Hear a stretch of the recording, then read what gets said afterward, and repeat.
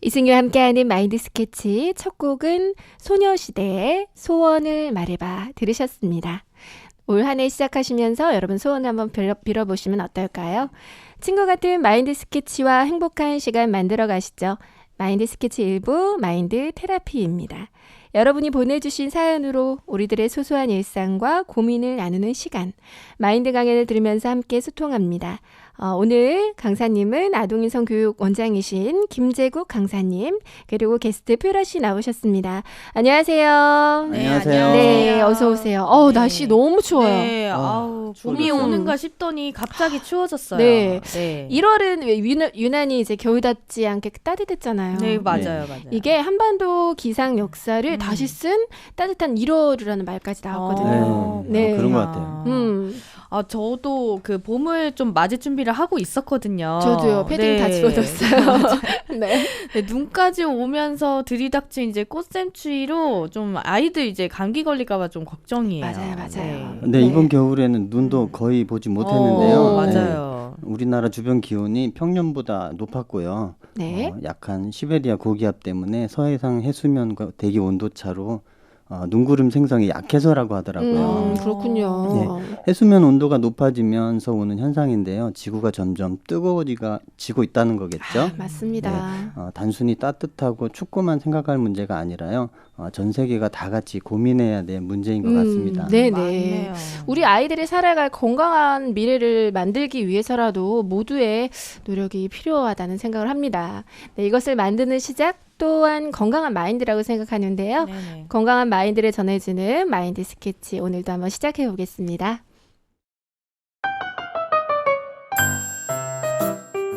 안녕하세요. 저는 중학교 3학년 여중생 이유리라고 합니다. 벌써 2020년도 2달이나 지나가고 있는데요. 저는 새해를 맞아 2019년에 실패했던 것 몇 가지를 목표로 잡았어요. 한 달에 책 2권 읽기, 오늘 해야 할 공부를 뒤로 미루지 않기, 방 정리 깨끗이 하기 등 새로운 마음으로 계획을 잡았는데요. 새 학기가 시작하기도 전에 지켜지지 않는 계획 때문에 실망이 됩니다. 제일 안 되는 게 방 정리예요. 엄마는 제 방을 보고는 매일 잔소리도 하고 때로는 엄청 혼내기도 하는데 그때만 잠깐 정리하다가 이만하면 됐지 싶어서 크게 생각하지 않았습니다. 그런데 친구들이 집에 잠깐 놀러와서 제 방을 보면서 깜짝 놀라더라고요. 돼지우리 같더랍니다. 자존심이 상했어요. 평소 깔끔하게 하고 다니는 제 외모하고는 다르다며 어찌나 놀려대던지요. 친구들은 안 되겠다면서 팔을 걷어붙이고 청소와 정리를 하기 시작했습니다. 작은 방에서 버릴 것이 한 박스나 남았고 여기저기 먼지와 머리카락이 한데 뭉쳐 굴러다니는 것에 좀 창피해지더라고요. 그렇게 한나절을 시간 들여 친구들과 함께 치웠는데 깔끔해진 방을 보니 기분이 좋았습니다. 엄마도 저녁에 와서 보시고 철들었다며 좋아하시더라고요. 그래서 올해부터는 절대 어질러 놓지 않을 테다. 당찬 포부를 가지고 매일매일 청소를 했는데요. 차츰차츰 귀찮아지더라고요.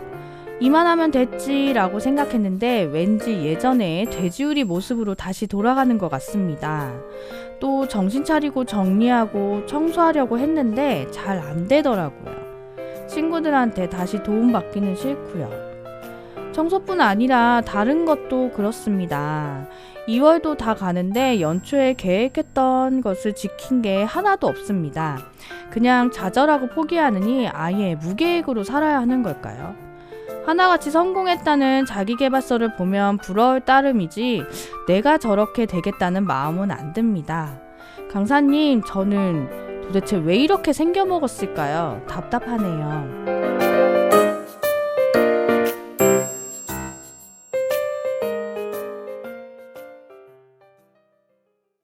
네, 너무 반가운 사연인데요. 저도 똑같아요. 네. 수많은 계획 앞에 늘 무릎 꿇습니다.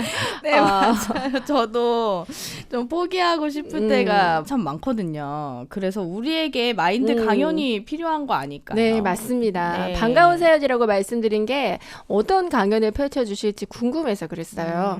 네, 새해를 맞으면서 꼭 한번 하게 되는 고민, 오늘 강연 기대해 주세요. 강사님. 네, 오늘 사연은 우리 생활 속에서 충분히 있을 내용이면서도요. 답변하기가 참 어려운 사연입니다. 네네.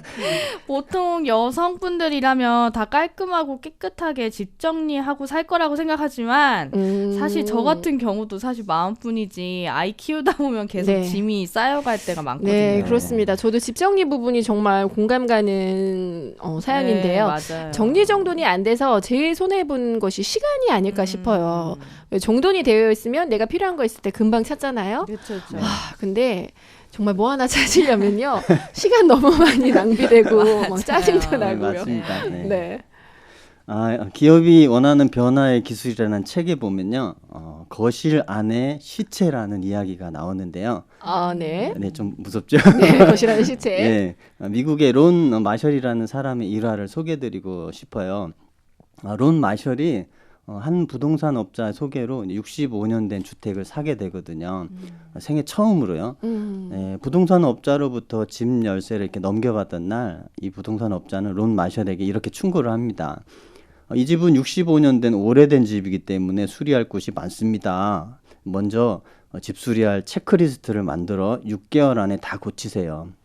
꼭 고치셔야 합니다. 라고 이렇게 말했죠. 론 마셜은 내가 이 집을 사는데 많이 대출을 받았고 세금에 변호사 비용에 지출할 게 많아 지금은 어렵소. 이렇게 나는 나름 원칙을 가진 사람이요. 앞으로 5년에 걸쳐 내가 하고 싶은 대로 할 것이요. 라고 말했다고 해요. 그런데 부동산 업자는 고개를 이렇게 저으면서 못 하실 겁니다. 6개월이지만 지나면 익숙해지거든요. 모든 것이 딱 맞는 것처럼 느껴질 거고요. 아마 거실에 시체가 있어도 밟고 다니게 될 겁니다라고 말했다고 해요. 네, 그래서 그런 제목이 나왔군요. 네. 론 마셜은 부동산 업자의 말을 믿지 않았다고 해요. 그런데 놀랍게도요. 그의 말이 딱 맞아 떨어졌고요. 결국 5년 후에 집을 팔 때까지 6개월 안에 고치지 못한 것은 그대로 있었다고 합니다. 저 뭔지 알 것 같아요. 강사님 근데 좀 네. 잘 모르겠는데 무슨 교훈을 말하는 건가요? 예, 본론은요. 개인의 변화든 조직의 변화든 가급적 빨리 움직이는 게 중요하다는 뜻이에요.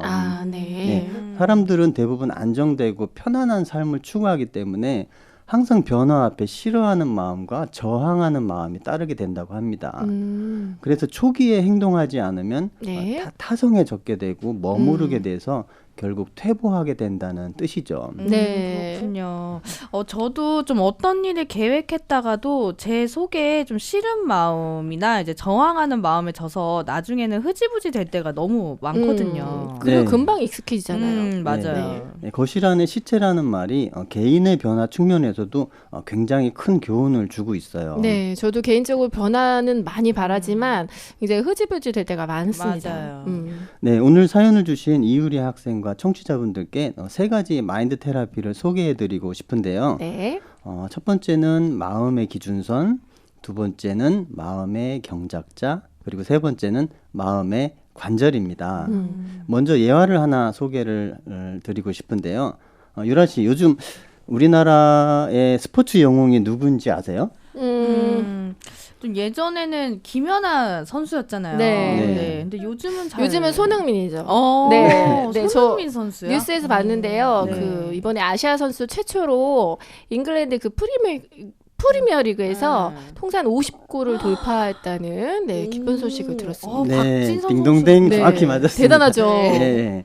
손흥민 선수죠. 손흥민 선수가 실력을 인정받아서 독일 분데스리가 프로축구에 이제 진출했을 때요. 얼마 지나지 않아서 아버지 손웅정 씨가 독일로 비행기로 날아가서 손흥민 선수와 함께 생활을 했다고 해요. 당시 손흥민 선수는 18세였는데요. 아버지 손웅정 씨는 K리그 프로 선수로 활동하다가 부상으로 28세에 은퇴를 했었죠. 프로 선수로서 실패를 경험했기 때문에 누구보다도 자기 관리의 중요성을 아들에게 가르치고 손흥민 선수에게 생활의 기준선을 정해주게 됩니다. 그중 가장 중요한 것은요. 방송 출연 금지와 연애, 결혼은 선수 은퇴 이후에 하는 기준선을 정해줍니다. 정말. 네. 네, 유명해지면 방송 출연 많이 하잖아요. 네네. 의외죠. 네. 소속 프로 구단의 훈련 과정 외의 자유 시간을 개인 기본기 훈련과 체력 훈련을 시키게 됩니다. 말로만 훈련을 시키면 짜증스러워할 아들을 생각해서요. 자신도 훈련에 함께 하니까 손흥민 선수도 안 할 수가 없는 거예요. 네. 훌륭한 선수가 그냥 되는 게 아니었네요. 네, 저도 들었어요. 손흥민 선수 옆에서 계속 같이 훈련했다고 하시더라고요. 예, 지금은 영국 프리미어리그에 진출해서 토트넘에서 맹활약을 펼치고 있는데요. 손흥민 선수보다 뛰어난 실력으로 먼저 프리미어리그에 진출했던 기성용, 이청용 선수를 앞서서요. 러시아 월드컵 때는 국가대표로 월드컵 우승국 독일을 물리치고 전 세계를 이렇게 열광시킨 축구 영웅이 되었어요. 네, 맞습니다. 네. 사연 주신 우리 청취자분도 손흥민 선수나 아버지 손정웅 씨처럼 자신의 인생을 좀 멀리 내다봤으면 좋겠어요. 지금 내가 하고 싶은 것, 자고 싶은 것, 먹고 싶은 것과 같은 육체 욕구를 따라가는 것보다요. 미래를 생각해서 자신을 이렇게 관리해야 하는 중요성을 생각하고요. 또 절제할 수 있는 마음의 기준선이 필요한 거죠. 가장 가까운 내 방의 공간이 정리가 안 되고 쓰레기가 쌓여 있다면 다른 부분도 정리가 안 되어 있고 관리가 안 되고 있다는 무질서한 삶이라는 것을 금방 발견할 수 있죠. 청소년기는 아직 정신적으로나 육체적으로 성장해야 될 시기이기 때문에 마치 식목일날 심은 묘목처럼요. 심고 나면 끝이 아니라 뿌리가 깊이 내리고 나무가 수직으로 곧게 자랄 수 있도록 지지대를 세워주고 물을 주고 관리를 해주는 것처럼요. 자기 관리가 꼭 필요한 거죠. 네, 지금 필요한 정리정돈뿐 아니라 미래를 더 생각해서 마음의 기준선을 정하는 거 필요한 것 같습니다. 네, 그렇죠. 손흥민 선수가 방송 출연도 하고 싶고 연애도 하고 싶었을 텐데 이 마음의 기준선을 정하고 아버지의 훈련을 따른 게 성공의 원인인 거네요. 네, 네. 그렇습니다. 유라 씨가 두 번째 마인드 테라피까지 지금 말씀해 주셨는데요. 그런가요? 예. 네. 80m나 되는 먼 거리를 폭풍 드리블을 해서 골을 넣는다는 건 보통 체력으로는 불가능하죠. 싫지만 불모지 땅을 일구는 경작자 같은 아버지의 훈련을 받아들인 결과 기본기와 강한 체력을 가진 선수로 다시 태어난 것처럼요. 생활 속에서 청취자분의 친구들이나 어머니 같은 분들이 마음의 경작자가 되는 셈이죠. 싫지만 자신을 간섭해주고 지적해주는 것을 받아들일수록 자기 관리를 잘하는 사람으로 성장한다는 뜻이죠. 네, 네네. 맞아요. 나무가 뿌리가 깊지 않고 곧게 서 있지 않으면 태풍에 좀 잘 넘어지잖아요. 네, 맞습니다. 자기 관리가 정말 중요한 것 같습니다. 맞아요. 마지막 세 번째 테라피는 뭔가요? 예, 마지막 세 번째 마인드 테라피는요. 마음의 관절입니다. 마음의 관절이요. 관절이요? 관절염밖에 생각이 안 나네요. 네, 아무래도 네, 좀 특이하죠. 네. 예, 유라 씨나 승희 씨는 혹시 병원에서 깁스를 해보신 적 있으세요? 네, 있죠. 맞아요. 예전에 저 발목 다쳐가지고 했었어요. 저도 발목 인대를 다쳐서 한번 해봤습니다. 네, 저도 있는데요. 한 달이나 두 달 정도 깁스를 하고 나서 깁스를 푼 뒤에 관절이 좀 어떠셨어요? 잘 안 꺾여지더라고요. 네. 저는 뭐 직접 경험해보지는 않았는데 그 TV에서 보면 막 관절을 갑자기 의사가 꺾잖아요. 네. 네, 그렇죠. 네, 맞아요. 이때 아프다고 해서 가만 놔두면 굳어져서 생활하는데 장애가 많게 되죠. 아프지만 꺾어줘야 하는 것처럼요. 맞아요. 우리 마음속에 올라오는 많은 욕구들이 있는데요. 좋은 욕구도 있지만 잘못된 욕구도 많다는 거죠. 우리 속에서 올라오는 욕구들은 마치 어린아이와 같아요. 아이들이 밤에 이제 간식을 먹고 이를 안 닦는다든지 스마트폰에 너무 빠져 있다든지 숙제 안 하고 이제 놀기만 한다든지 아니면 위험한 물건을 가지고 논다든지 하면 어떻게 해야 하시나요? 저는 당연히 안 된다고 네, 하죠. 그렇죠. 당연히 안 된다고 하죠. 네, 너무 당연한 걸 제가 여쭤봤죠. 엄마로서는 당연히 안 된다고 거절하는 것처럼요.